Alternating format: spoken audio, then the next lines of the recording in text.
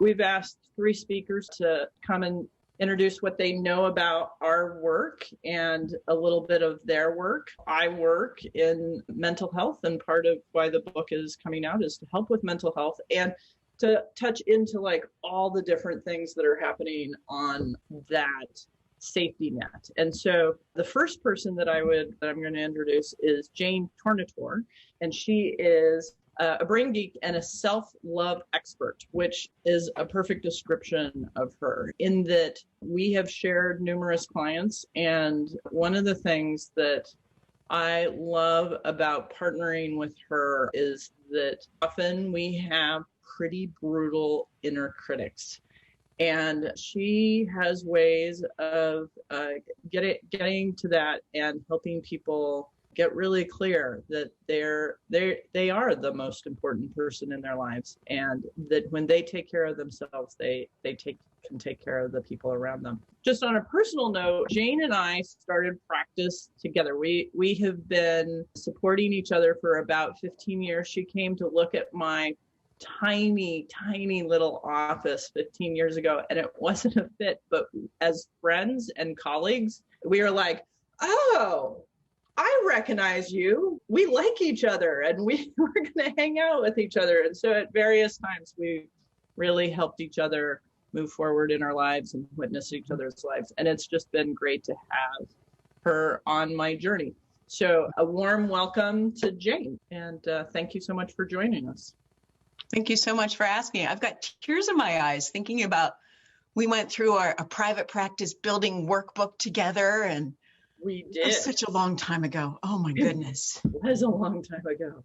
I'm glad to not be starting. Anyway, I made some notes today because I just love this topic, and I'm so thrilled because I specialize. Well, first of all, I'm a private practice psychotherapist, and I specialize in high anxiety and people who are, like overdoers and overachievers and perfectionists. And food helps so much. It is so important. And one of my big goals is giving people simple tools to help them, instead of like, you will now exercise 5 hours a day, every day for the rest of your life, and you'll be great. I'm like, we get overwhelmed with that. So I'm like, let's do little things that you will actually succeed at. And then you will do more little things until you've got all these wonderful self-care, self-love, self-healthy habits. So the people who come to me are usually really busy because they're busy taking care of other people. They're busy taking care of a lot of things. They've got jobs that are demanding. They've got kids. They're, wanting to be wonderful little human beings.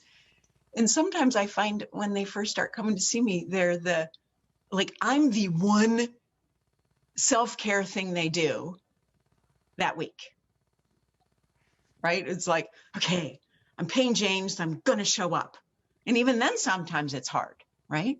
So I know anxiety, and whenever possible, I cart them off to Chris's office. It's like, go see Chris. So, but that's not always possible, especially since you don't live like right down the street. So I'm so excited to have this book, and I've already, sent it out to a couple of my clients, and it's going in my next newsletter of like, buy this book. This will help you. So I'm super excited.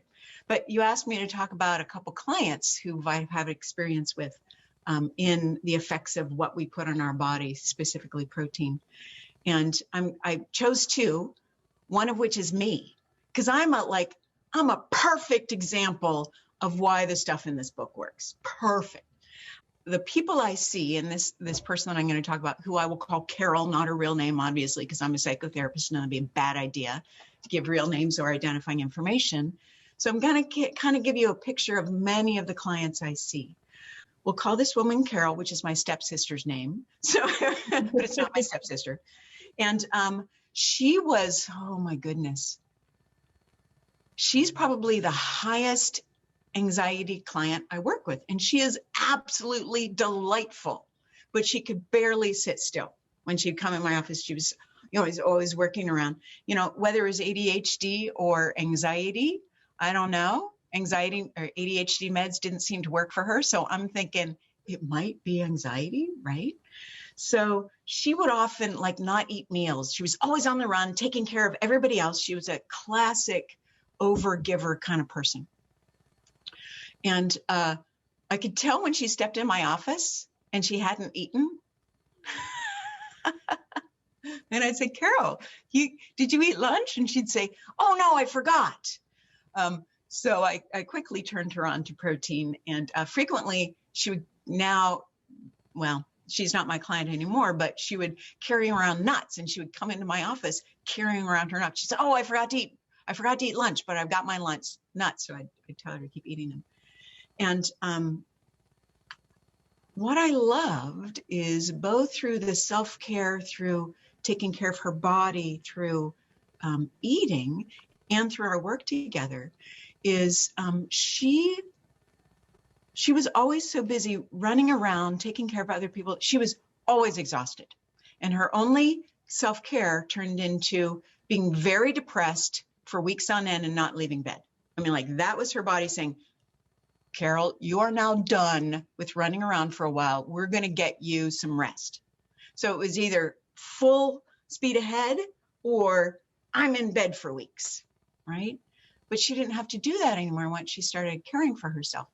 And what's so delightful is she had a husband who was not the most other-loving person. But what she discovered is the more she took better care of herself, the more she could like honestly love him. And it was delightful to see as he had an illness that he progressed through.